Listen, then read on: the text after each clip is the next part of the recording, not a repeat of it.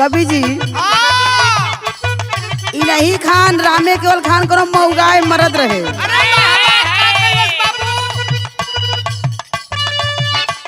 गौना करा के लेके अइलन, दुल्हन घर में बाड़ी, परदेसे चल गए। दुल्हन बड़ी उदास होके बैठल ही दरवाजे पर, अगल बगल से सखी से रही, कहली का ए सखी काहे उदास बड़ू हो? तो ऊ बतावत तरी ए सखी ए मौगा मर्दे की पाले पड़ गई। का कहली?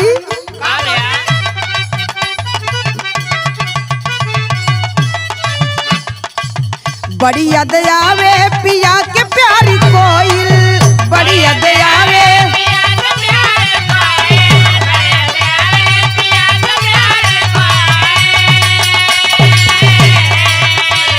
रतिया तरतिया पहाड़ दिन भइल, रतिया तरतिया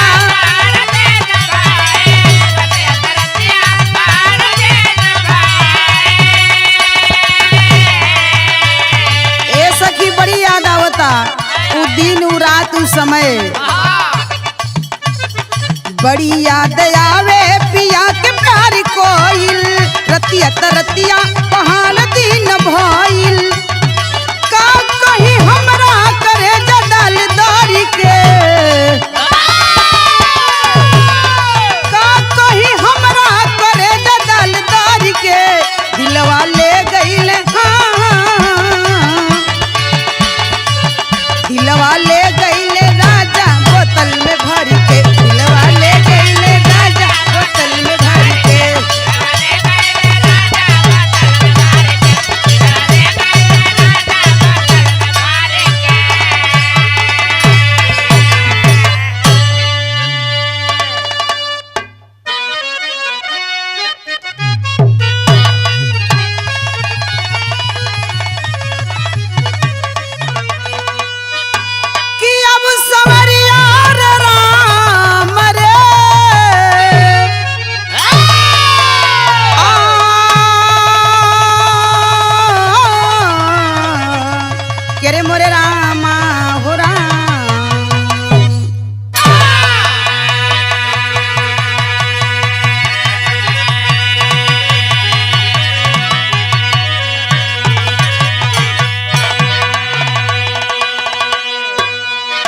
बिरहा के प्रिय श्रोता बंधु, आंसू इंटरटेनमेंट के तत्वाधान में बड़े भैया श्री राम जन्म यादव जी की देखरेख में गुरु कल्पनाथ यादव जी के सहयोग से हरिओम स्टूडियो जनपद आजमगढ़ में बिरहा की प्रस्तुति मैं गायिका करिश्मा शास्त्री देने जा रही हूँ।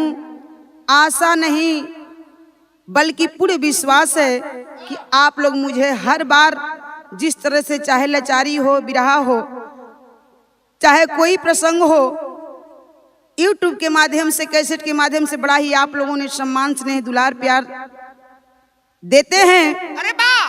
इस बार भी हमें विश्वास है आशीर्वाद आप लोग देंगे। इसमें विशेष आभार बड़े भैया श्री बेचू यादव जी, बड़े भैया रंजीत यादव जी, लोरिक यादव जी, रामाश्रय कवि जी, माननीय वकील साहब जी, श्री जितेंद्र यादव जी का भरपूर सहयोग है। आप लोग भी सम्मान स्नेह देते रहिएगा। कहना है मास्टर,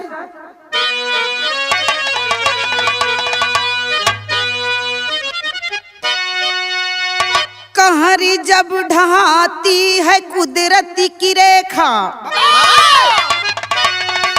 तो मिलता न मानो को कोई सहारा, नैनों से आंसू है हर पल छलकते, बड़ा दूर कश्ती न लौके किनारा, मगर ऐ खुदा क्या खुदाई है तेरी, ऐ मालिक ये मानव मानवता को खोया, किसी को बिठाया तू फूलों की सैया, किसी के डगर में तू कांटा है बोया।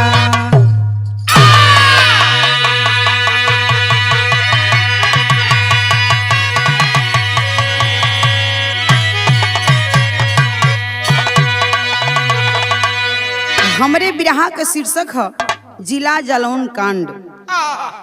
ए बिरहा में गजल का अंदाज दिहल गेल मास्टर साहब कैसे।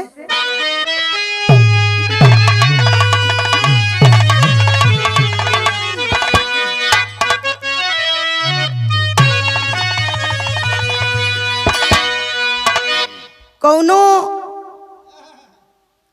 राम केवल खान प्रेमी रहल,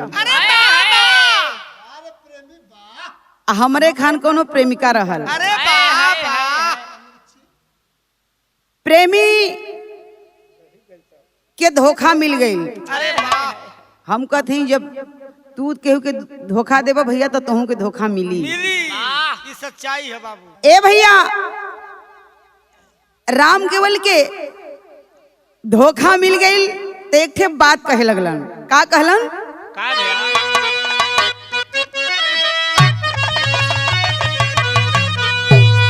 कि मेरे खून दिल की मेहंदी,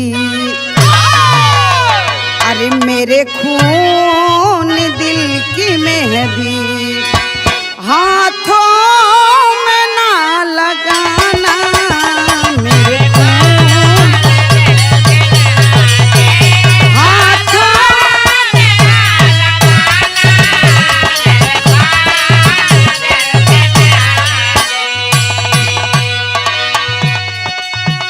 मेरे खून दिल की मेहंदी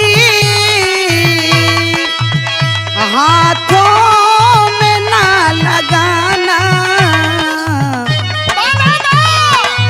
निकले मेरा जनाजा, निकले मेरा जनाजा सहनाइयाँ बजाना।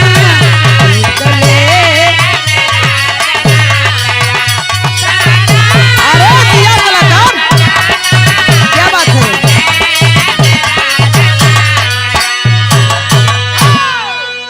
ए भैया इ तो गजल का अंदाज रहा, लेकिन कवि ने कितना सुंदर भाव दिया है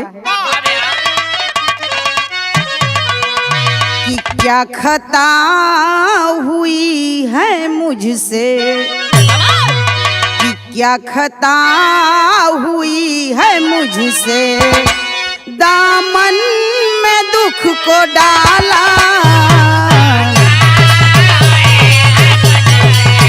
दामन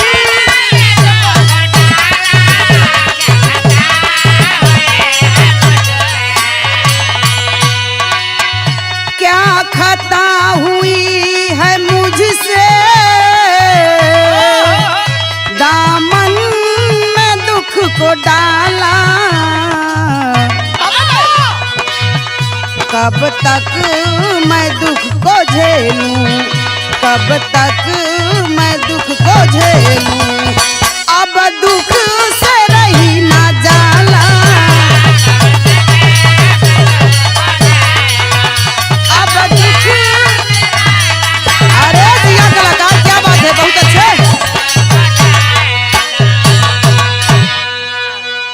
यही से कहानी का शुरुआत है।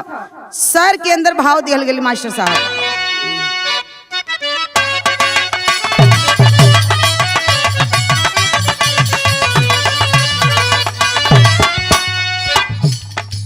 लरे ला ला रे ला ला ला रे ला ला ला रे ला। जुल्म के याग में यह जल रहा जमाना है, जुल्म के याग में यह जल रहा जमाना है। आज हर मोड़ पर मनो बना बेगाना है।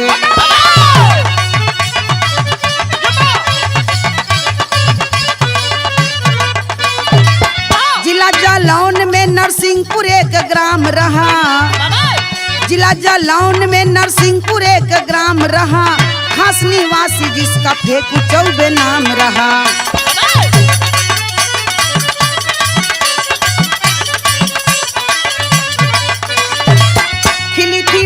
कली ले रही थी अंगाड़ी, खिली थी बाग कली ले रही थी अंगड़ाई, गीता बहार बन के घर में दुल्हनिया आई।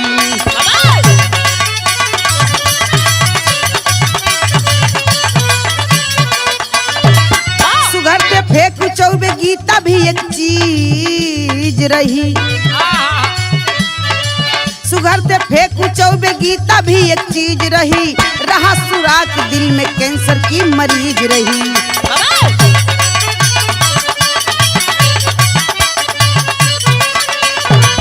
समय बीता तो रिंकू राजू ललनवा भइले, समय बीता तो रिंकू राजू ललनवा भइले, मगर ममता दुलार उनके सपनवा भइले।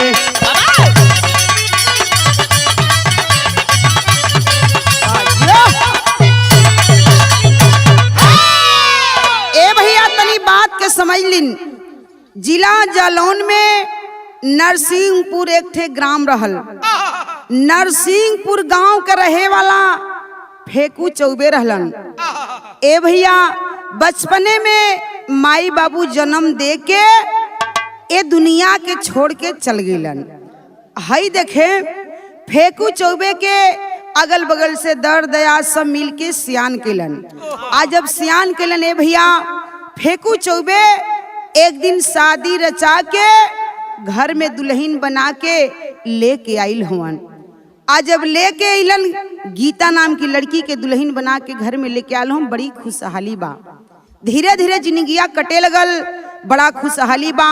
लेकिन जब कुछ दिन समय बीतल ए भैया तो गीता का शरीर डगमगाए लगल।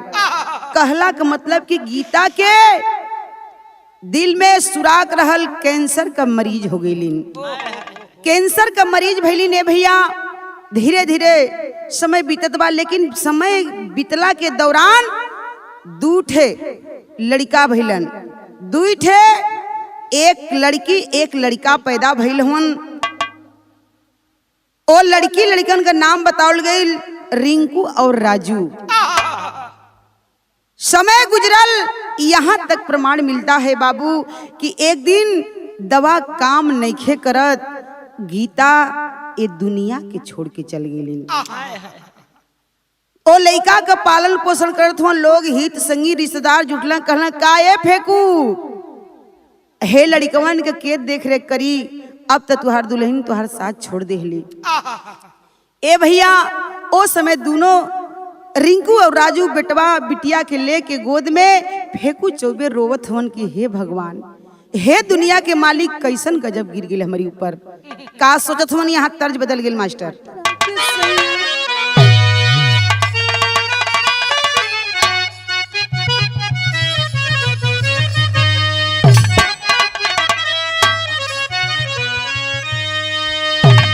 का हो राम केवल जी सुना, खाली वो मऊगा देव तो बिराह हो जाई। देखो कौनो मेहरारू तू एखन मऊगा मर्दे के पौले बा। कलश काहे मऊगऊ, जिंदगी भर तक गौना कला के लेके अइला त परदेश में छोले रहला। अरे अब्बो से त घरे होता तंचन से जिंदगी बीतल। आखिर आई देहिया का होई। कहले बा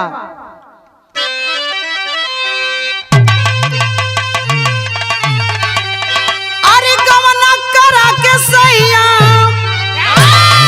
अरे दिहला हो कल सवा की विदेशवा, की विदेशवा गईला ना ये कर जाऊ, विदेशवा गईला ना ये कर जाऊ।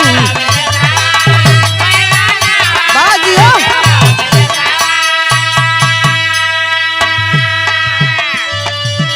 ई त तर्ज हल, लेकिन कहना बा बिरहा में भाव दिहल गईल।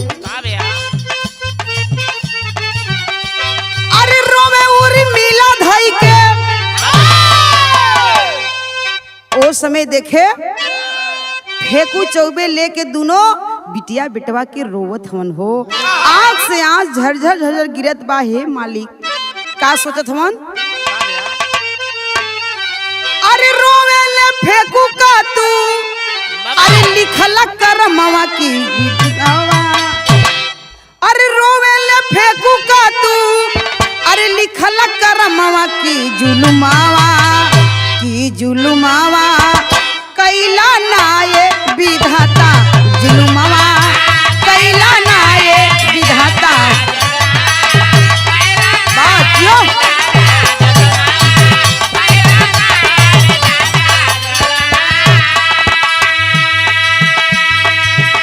दिहला बगिया में फूल काहे न कैला कबूल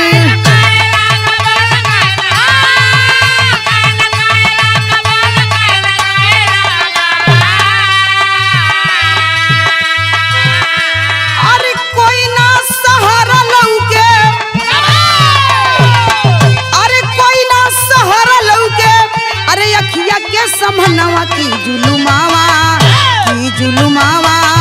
कैला नाये विधाता जुलुमावा कैला नाये विधाता जुलुमावा।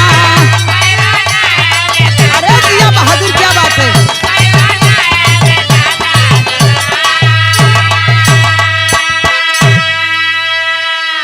ए भैया रोवत हवन फेंकू चौबे बचवन के लेके कि हमार जिंदगी तो आधा कटिए गइल बा लेकिन ई बचवन के जिंदगी कैसे कटी।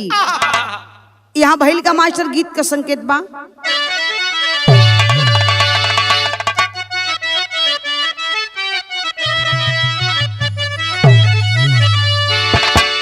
यह गीत बा कौनो मेहरारू आ मर्द में अनमन हो गईल।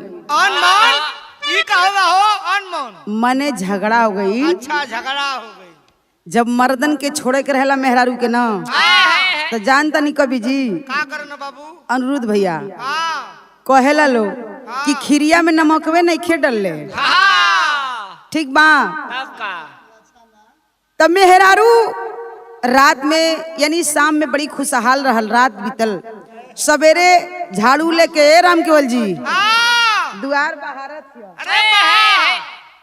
दुआर बहारत या बगल वाली सहेली देख के कहलक का ए सखी कल्हिया बड़ी खुशहाल रहलू हो आज का भइल बा आज कैसन मुंह गिरौले बड़ू। तो कहत बा ए सखी हमार जाना आ गई हुआ झरिया लेके का बहुए तो बतावत बा का कहले बा क्या बात है। अरे रतिया बालमुआ दी हुए गारी अरे रतिया बालमुआ दी हुए गारी तरकारी खाती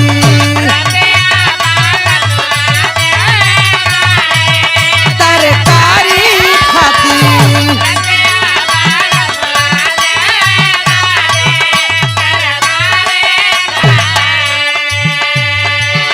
गारी ता गारी दी हुए दुई झापड़ मारी दी हुए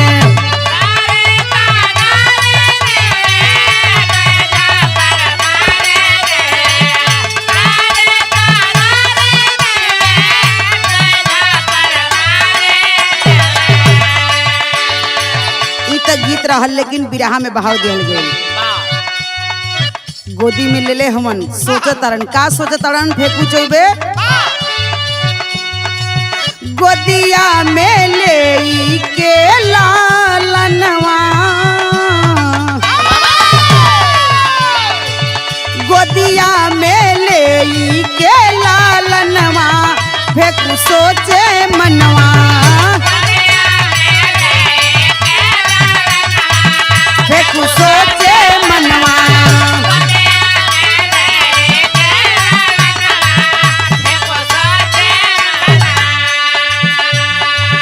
कवना कसूर गीता हम छोड़ी गईलू हो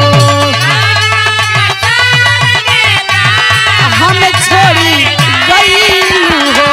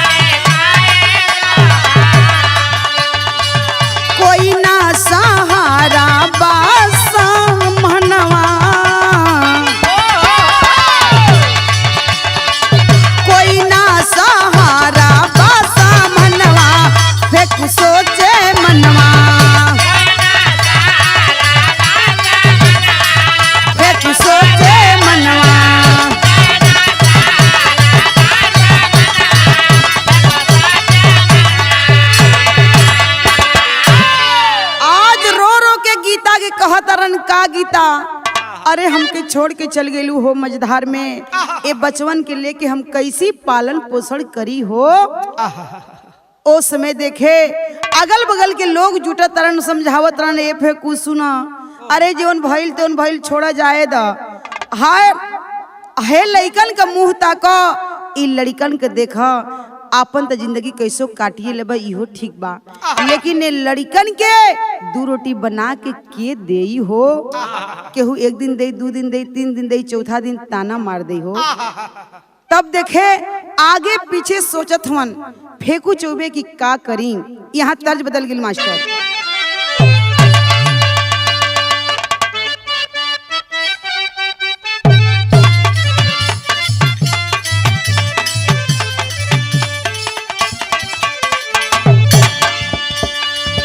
केई त जनमवा दिहले केई मारे टाकिया, यार केई मारे टाकिया हो।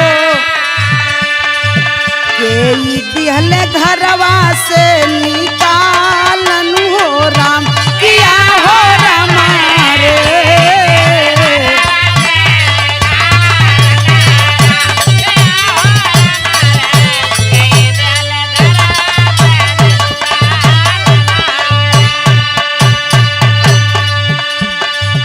बचवन के चाहिए फेकू मामा ता दुलारवा, अरे मामा ता दुलारवा हो। गौआ के कोहे नार नारन हो राम किया हो रमारे।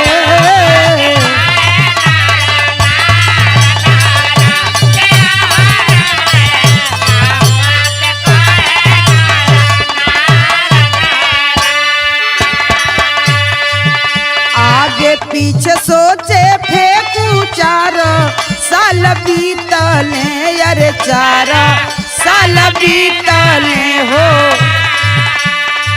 शादी कैली आवे तब नारन हो राम किया हो रमारे।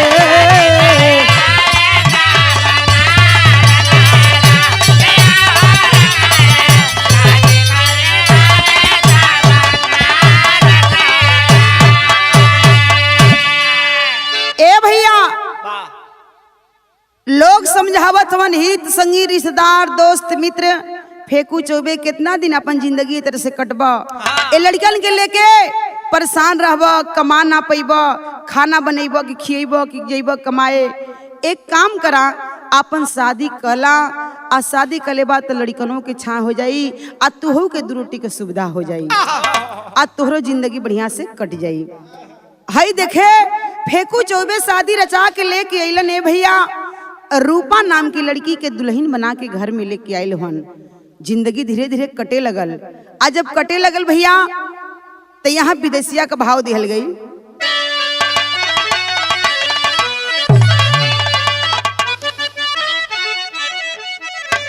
कहना है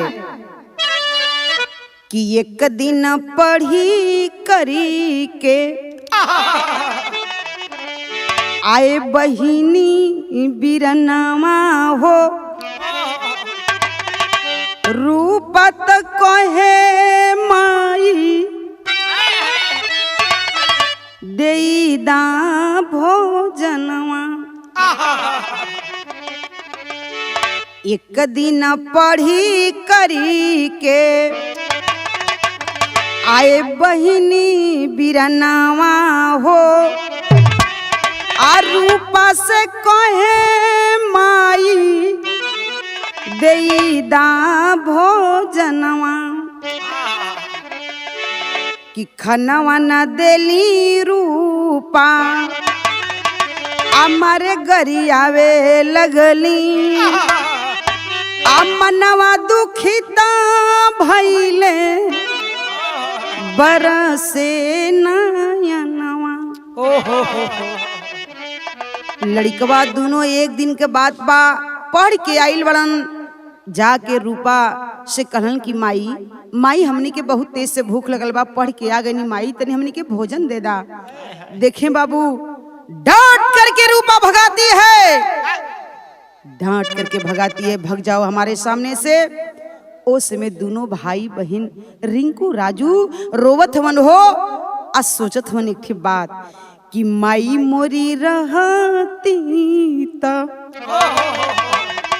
खूब दुलरवती हो, खाए के देती और खेलवती अंगनवा। रिंकू राजू रोवत हवन, बहन अब हमनी के कहाँ चलल जाई। रिंकू भी रोवत बा, भैया कहाँ हमनी के चलल जाई, माई ए तरह से कर लगलिन। लेकिन कौनो बात नहीं खे, माई नम डटली ह, माई न मरली है। काहे कि हमार दूसर माई न बाड़ी, हमार माई रल होती तो लेके गोद में खिलौती, चुमती चटती खियौती। खैर कोनो बात नहीं खे। आज बाबूजी यहाँ शाम को तो जरूरी बात कहल जाई, अपने पापा से ही बात हमनी के जरूर कहल जाई। यहाँ सरंगा का गीत लगल मास्टर साहब।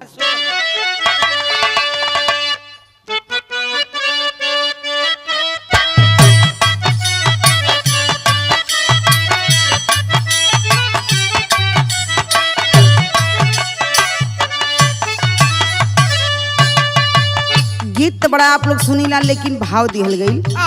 ओ समय देखे रिंकू राजू शाम की बेला में फेंकू चौबे अइलन, दौड़ के दोनों बचवा गइलन हो बाबू से मिले कि बाबू पापा आ गइला। पापा सुबेरे से पापा हमनी के कुछ नहीं खींचा खैले। रो रो के भाई बहन बतियावत हन पापा से अपने। का कहलन, बिलखी बिलखी बोले बाबू से बचनिया हो, बाबू से बचनिया हो, सुन बाबू राजा मार।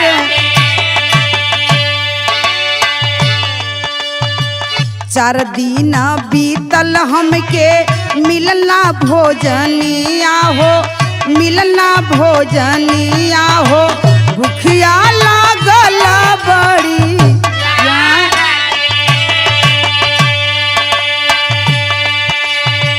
डट के भगावे फेंकू अहिया जन समहनावा हो, अहिया जन समहनावा हो, दुई चार चाटा दिहले मार।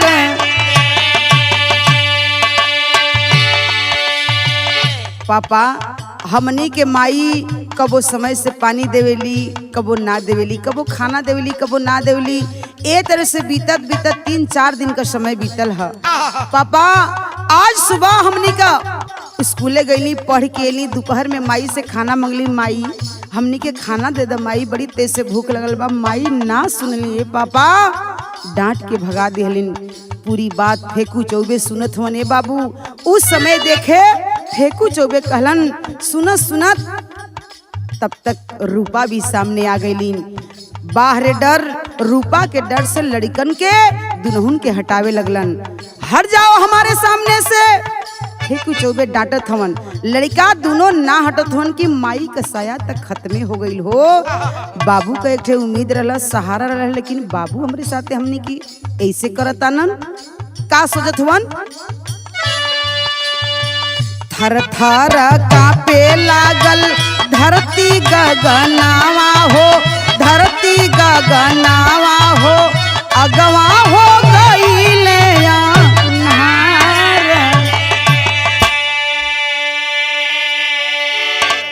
बाबू आपो डांटत हवा, भगावत हवा हमके। दोनों भाई बहन रोवत हवन। फेंकू चौबे जब डटला से लड़का ना हटत हवन हो, तान करके थप्पड़ मारते हैं। भग जाओ हमारे सामने से, आंख से दूर हो जाओ। दोनों रिंकू राजू वहां से चल दिहलन बाबू। अब कुछ दूर पर आके घर में एकांत जगह बैठ के अपने में बतियावत हन। यहाँ का टेरी का भाव दिहल मास्टर।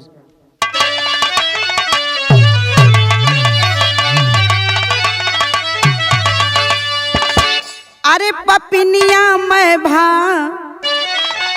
माई बन गई, अरे पपिनिया मैं भा माई राम पपिनिया मैं भमाई बन गई। भूल में सूल चुभावे बाबू की जवनिया यार जवनिया यार वाह। ए भैया लड़की लड़का असहाय हो गईलन। रिंकू राजू सोचत हमन हो बाहरे माई बाहरे बाबू अब हमनी के का करिए यहाँ से। घर में दोनों बैठल हवन। ओ समय देखे प्रतिदिन का काम रहल फेंकू चौबे होत भी नहीं है चल जा काम करे। सुबह हुआ रात केहू तरह से बीतल बा। सुबह हुआ फेंकू चौबे गईलन अपन काम धाम में लग गईलन। इधर रूपा सोचे लगल कहल जलाए भैया कि न रही बांस न बाजी प्लान बना लेती है। रूपा प्लान बना लेती है करती है क्या करती है मास्टर। यहाँ गीत लगल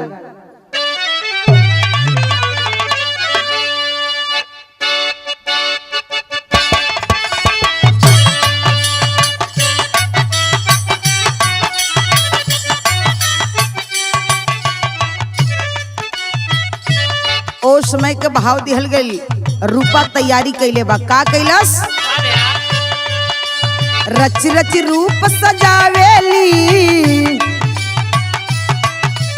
फेयर लबली लगावेली।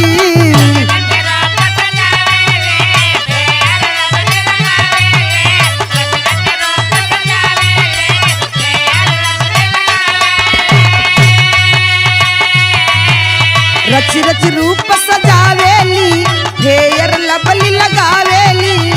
सजिया पना खड़ा सजिया पना खड़ा सजिया पना खड़ा दे खावे लगली। पागल हुए फेंकू फरा मावे लगली हो पागल हुए फेंकू।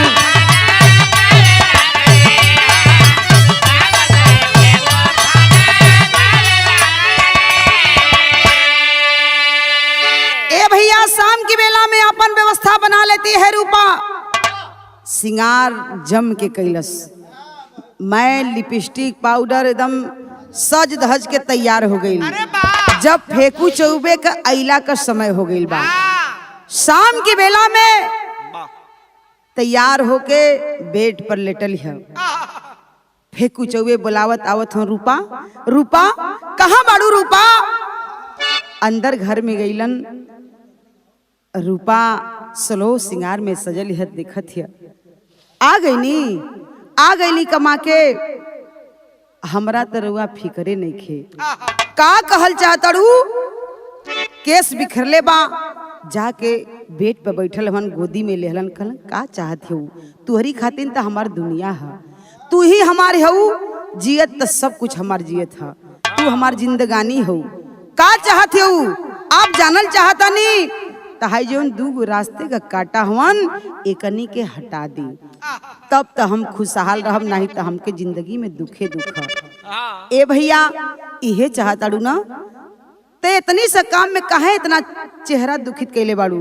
चलो तुहरी खुशी में हमार खुशी है। देखे बाबू फेंकू चौबे मेहरारू के चक्कर में आके भैया कैले का हम लड़कन के साथे। यहाँ तर्ज बदल गए मास्टर।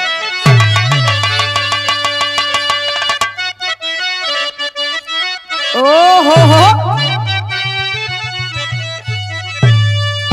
इहे दर्ज हो कि पतरे ही राम जी के अरे पतरे ही राम जी के पातर बा कमरिया रामा पतरे ही राम जी के पातर बा कमरिया।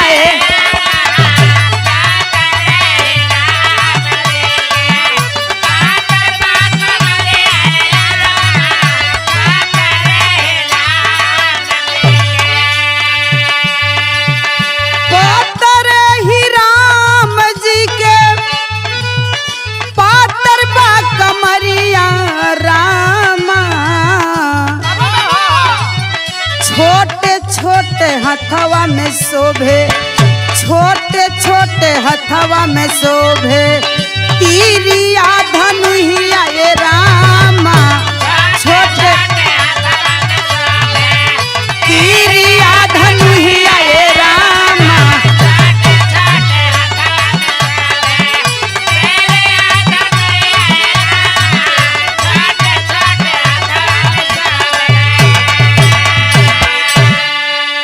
ए भैया ओ समय देखे बिरहा में भाव दिल गईल फेकू चौबे मेहरारू के चक्कर में आके कैले कहन भाव दिल गईल मास्टर कि सुतला दुअरवा रहले अरे सुतला दुअरवा रहले बहिनी बिरनवा ए बाबू बहिनी बिरनवा ए बाबू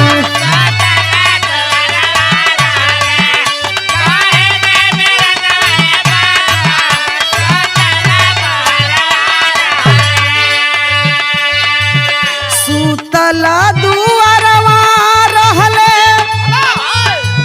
बहिनी बिरनवा ए बाबू जाई के जगवले फेकू जाई के जगवले फेकू चौबे बेईमनवा ए बाबू चौबे बेईमनवा ए बाबू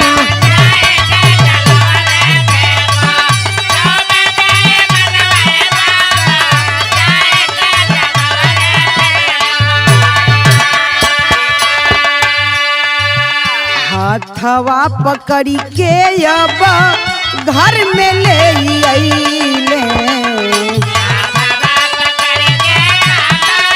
घर में ले अइले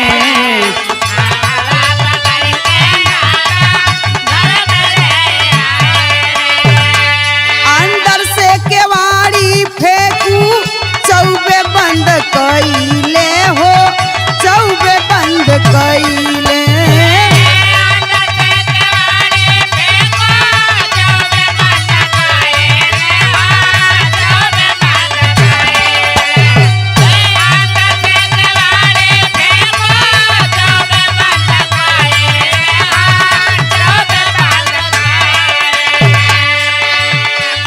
कि कोई ना सहारा लौके अरे अखिया के समनवा रामा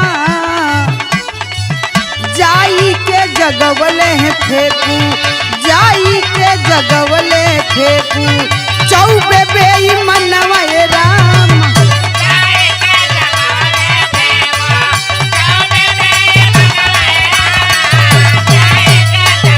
बहुत अच्छे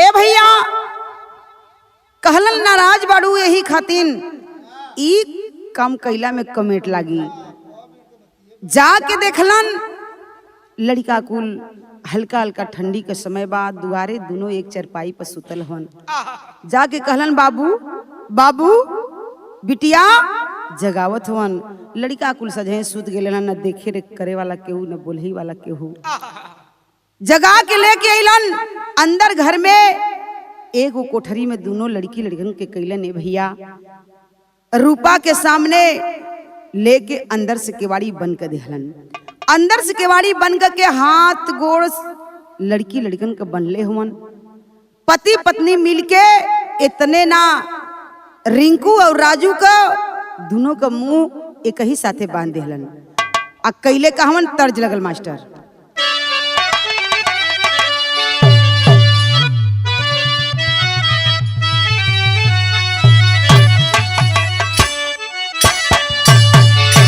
यहाँ गीत का बोलबा कि तारे अरे तारे तारे कितने नील गगन के प्यारे तारे तारे कितने नील गगन के प्यारे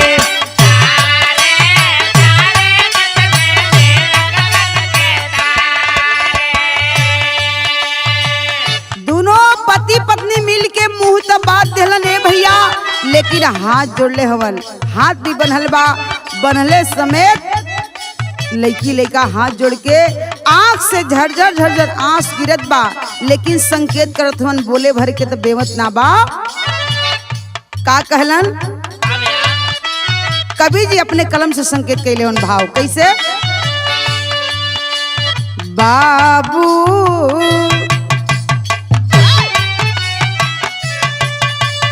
बाबू बाबू काहे दिहला प्यार दुलार, बाबू बाबू काहे दिहला प्यार दुलार।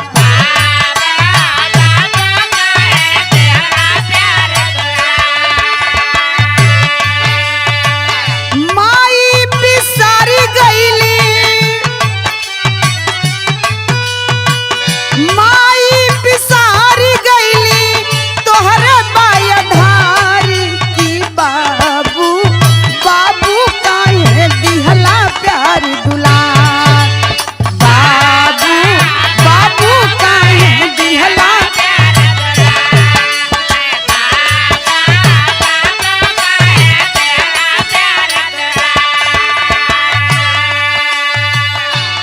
ए भैया आंख से झरझर झरझर आंस गिरत बा। ओ समय देखे रूपा गटई दाब के रिंकू के मुआवे लगलिन और राजू का गटई दाब के फेंकू चौबे मुआवत हवन। लेकिन भैया ओ समय देखे प्राण ना निकलल हो, बेहोश हो गईलन बचवा। दोनों जब बेहोश भइल हवन ओ समय रिंकू के देखत हवन, राजू के देखत हवन फेंकू चौबे, अब तो ये लोग मर गईलन। दोनों प्राणी कैले का हवन मास्टर यहाँ पहपट में भाव दिहल गई।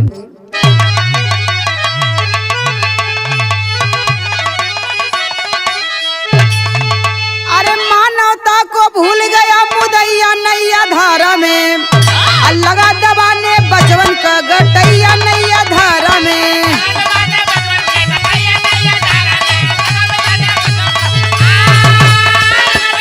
बहुत अच्छे।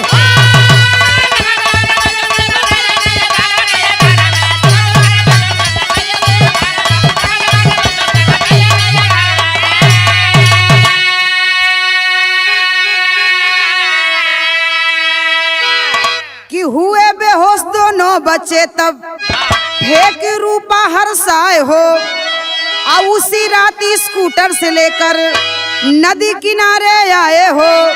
अरे बीच धार में फेंक दिया मुदैया नैया धारा में, अब मछली मारत आ गईले कन्हैया नैया धारा में।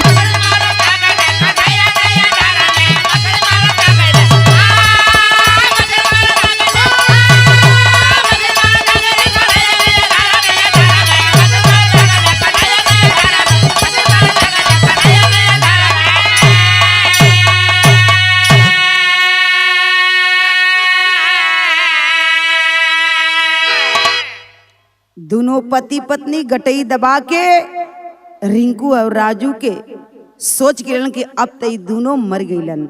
लेकिन ए भैया थोड़ा थोड़ा सांस चलत रहा, बेहोश भइल हन दोनों रिंकू और राजू।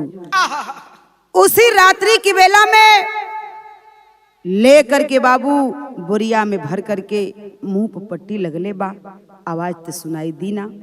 बोरिया में भर करके पति पत्नी लेकर के रात को स्कूटर पे सवार होते हैं और ले करके आते हैं नदी के किनारे। अइलन है भैया, वही पुल पर से बोरिया सहित वो लड़की लड़का के वो नदी में फेंक देहलन। आज जब नदी में फेंकले हवन ये बाबू, ओ समय देखे रात में नाव पर सुतल हवन माझी भाई, मल्ला भाई मछली मारे पहुंचल हन भगवान के रूप में भैया।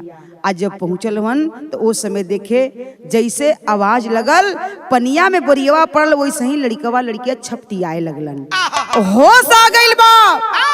आज जब छपटियाए लगलन हो तो छपटियाल सुन के माझी भाई सोचलन कि लगत है कि कोनो बड़ियार मछली फड़फड़ात हिया। चलल हमन नाव लेके जल्दी जल्दी आ उ पकड़ के बोरिया समेत लइका के लेके नाव कैलन। आज बोरिया के मुंह खोल के निकालत हवन, पट्टी हटौलन, देखे लगलन। आज जब देखलन पूछत हवन बेटवा बिटिया का भइल, कैसे तुम लोग यहाँ आइला? ओ समय आल्हा का प्रमाण दिहल गइल। भइल का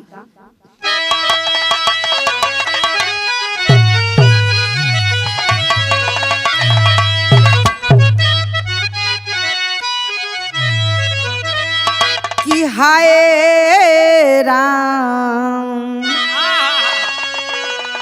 कि धन्य हो विधाता कैसन, अरे धन्य हो विधाता कैसन लिखला करमवा दाता। कैसे का बेदर्दी दिहला मानव के बना,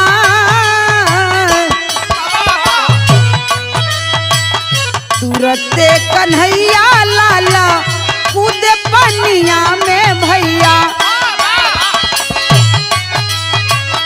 दुनहुन सुगनावा के लिहले हो बच्चा, रोई रोई बतिया बतावे ले ललनवा भैया। घर वाले अइले अपन बेटवा हो बना,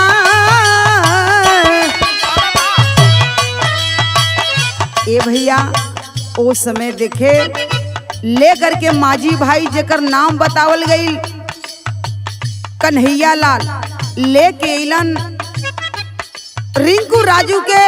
और रात्रि की बेला में घरे आइल हवन, अपने दुल्हनी के साथ में पहुँचल हवन। कहलन अपने दुल्हन से कि बेटवा आई बिटिया दोनों बचवा बड़ा अनाथ हो, कौनो बेदर्दी कौनो निर्दयी लिया के नदिया में फेंक दिलन। ए भैया ओ रिंकू और राजू के भोजन रात्रि की बेला में निकालत ही दुल्हनी बड़ा सेवा कैली हो। सोचे लगलन देखा संजोग से भगवान का देन कन्हैया लाल के भी बेटी बेटवा ना होवन, कौनो लड़की लड़का ना होवन। ओ लड़का लड़की के अपन बेटा बेटी बना के पाले लगलन। धीरे धीरे सियान होखे लगलन लड़का लड़की। ओही में से मजूरी धतुरी करके वो लड़कवा के लड़किया के पढ़ावत हवन।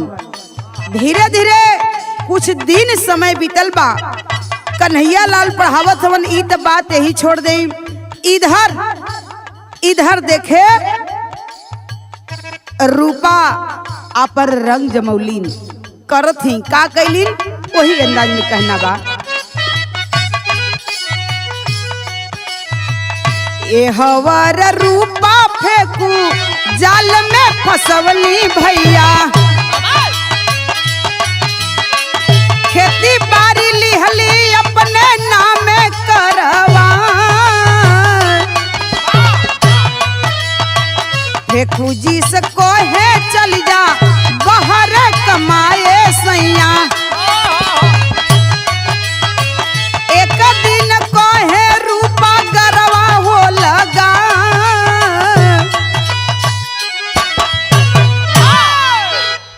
ए भैया ओ समय इधर रूपा के खुशी का ठिकाना ना है।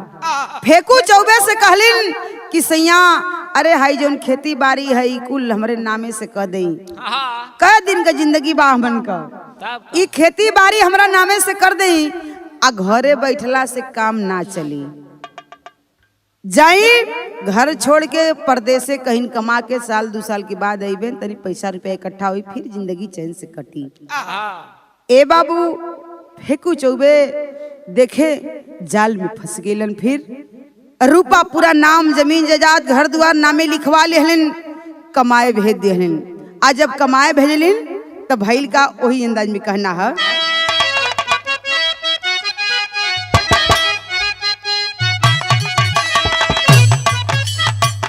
गईले कमाए खेती बारी बेच दिहली भैया, मेवा लाल माझी साथ भैली हो पोखरा। एक साल बाद फेंकू आइल जब भवनवा भैया, देखी के हालात गिरे मुरुछा के खा।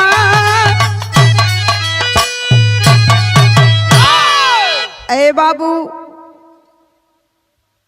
गइल हन फेंकू चौबे कमाए लगलन, आ जब बाहर जाके कमाए लगलन इधर जवन खेती बाड़ी रहल हो सगरो बेच दिलिन। पैसा के लालच में आ जाती है, खेती गृहस्थी सब कुछ बेच दिहली, घर द्वार। इधर धीरे धीरे एक ठे मेवा लाल के आदमी के साथे प्यार इनके जगे लगल। आज जब प्यार जगे लगल ए भैया तो कहल जाला कि इंसान का जिंदगी में दो चीज ना बदलेला, काका नेचर आ सिग्नेचर। वाह वाह रूपा कई काम रहल हई देखला। ओ समय मेवालाल से अपन प्यार मोहब्बत करे लगली भैया, आ करत करत प्यार मोहब्बत बात आगे बढ़ गई। यहाँ तक प्रमाण मिलता है कि रूपा एक दिन मेवालाल के साथे सब कुछ बेच के फरार हो गई। इधर जब एक साल बीतल बा, जब फेंकू चौबे ए भैया कमा के आइल हवन, अगल बगल देखत हवन, डायरेक्ट दरवाजे पर गइलन, कहलन अरे इमा ताला काहे लगल बा। जे जमीन लेले रहल अगल बगल के लोग बतौलन कि फलाने भैया जमीन लेले हवन, आज ए जमीन का ऊपर तोहार हक नहीं के ई दूसरा का हक हो गइल बा, तुहार रूपा बेच के दूसरे के चल गई।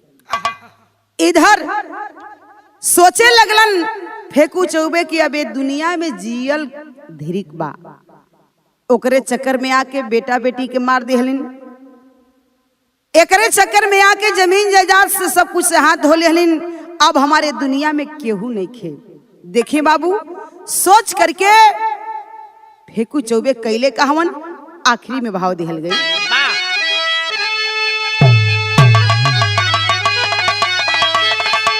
ए भैया गुदरी और सरंगी लेके गेरुआ वस्त्र धारण कर लेलन।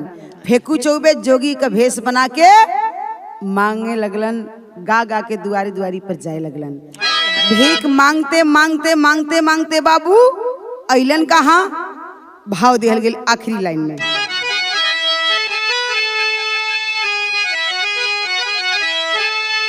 अरे रोवे रिंकू राजू, रोवे रिंकू राजू, दिल में लागल बायगिया, छोड़ के घरवा दुआर कैसे भैला जोगिया।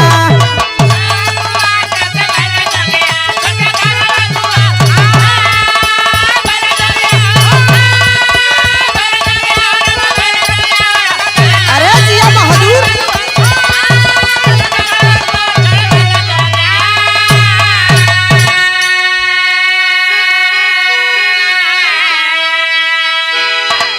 ए भैया संगी बजावत टेरत गावत भीख मांगत मांगत अइलन जहां वो रिंकू राजू लड़कवा जौने गांव में रहत रहलन।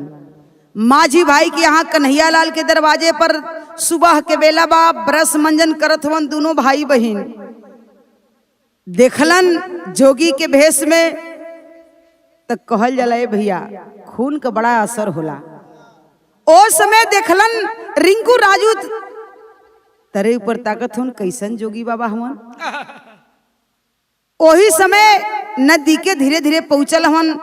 जोगी बाबा कहाँ रहुआ घर बा, कहाँ रहुआ के द्वार बा, कहाँ का रहे वाला है, का बात है जोगी बाबा, कैसे आप जोगी बन गई। रिंकू राजू पूछत हवन पूरी बात। जब सुनत तारन फेंकू चौबे जोगी के भेष में तो उनके उहे दिन याद की लगता कि हमारे उ बेटवा है, ई रिंकू है और राजू है, दोनों लड़कवा लगत है लड़किया हमार हवन। ए भैया धीरे धीरे पहचान होखे लगल। रिंकू राजू भी देखत हवन, ई तो लगत है कि हमार पापा हवन, हमार बाबू हवन। आज जब दोनों ओर से पहचान हो गई ले भैया, रिंकू और राजू दौड़ के जाके जोगी बाबा के पकड़ लेहलन, भर अखबार पकड़ लेहलन, रोवे लगलन, पापा कैसे तू जोगी बन गेला हो, तू तो हमनी के मरल जान के छोड़ ले रहा ना, ले आके फेंकले रहा नदी में ना, तू तो हमनी के मुगल जान के छोड़ के चल गया लोग मैभा मतारी, तू हमके छोड़ देहला, आज कैसे हमन का जिंदगी कटली जा, कैसे कैसे हमन आके दूसरे के घरे हमन के जिए थी जा, रहत थी जा, पूरी बात बताते हैं। तब ओ समय फेकू चौबे जोगी के रूप में रोवत हवन, कहलन बेटा बड़ी जिंदगी में भूल हो गई, गलती हो गई, रूपा फरार हो गई, हमके छोड़ के हमार कुछ हो ना रह गई, न घर कहीं न घाट कहीं, अब रमता जोगी बहता पानी है बेटा, जहे साज तहे बिहान, अब हम जाई तो कहाँ जाई। तब रिंकू राजू कहलन, का कहलन कि हम हन के जनला बाबू आपन दुश्मनवा हो, मैं भमाई के कहले लिहला मोर परनवा हो, अपने हाथे फूक दिहला अपन बगिया, आज छोड़ी के घरवा दुआर कैसे भैला जोगिया। पापा कैसे आप जोगी हो गईला, मांगे खाए लगला, पूरी बात बताते हैं।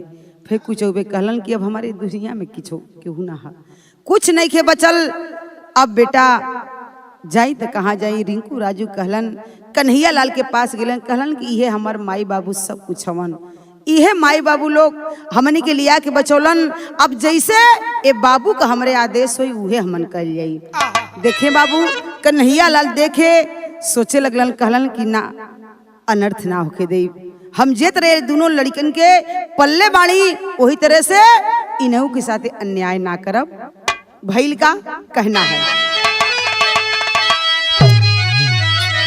कि सगरो कहानी फेकू चौबे बतलवले, और रोई रोई सुगनावन से गरवा लगवले,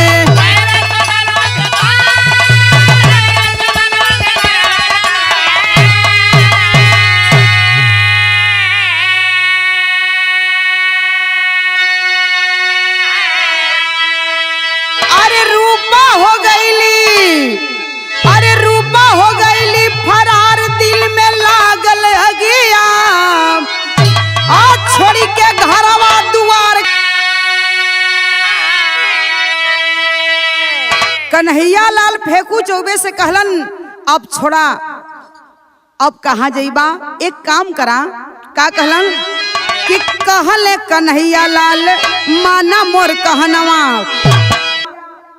कन्हैया लाल कहलन कि फेकू चौबे अब कहाँ जाइबा तू, ई बुढ़ौती के बेला आ गई, छोड़ा जौन कैला धैला ओके भुला जा, आई दोनों रिंकू और राजू बचवन के देख के अपन जिंदगी काटा, आज समय से दू रोटी मिली ओके स्वीकार करी हा, यही खूब भजन गावा, मंगल गावा, गीत गावा, यही जिंदगी अपन काट लो। वही फेकू चौबे रहना शुरू किए, जिंदगी काटना शुरू किए, सब लोग मिल के वही बेटवा बेटी के साथ अपन रहे लगलन, खुशी खुशी जिंदगी बिताने लगे। यही हमारे गाने के अंतिम लाइन में कहना है, कुसुम पराग स्वामी जदू गुरुदेव पूज्य हमारे,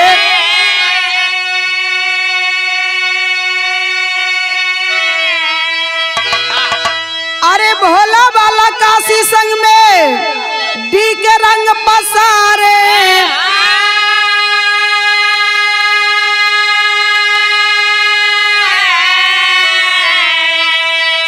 अरे पपिनिया मैं भमाई बन गई, ये भैया पपिनिया मैं भमाई बन गई, करिश्मान राम नगीना दहिने बात जोगिनिया रे पपिनिया मैं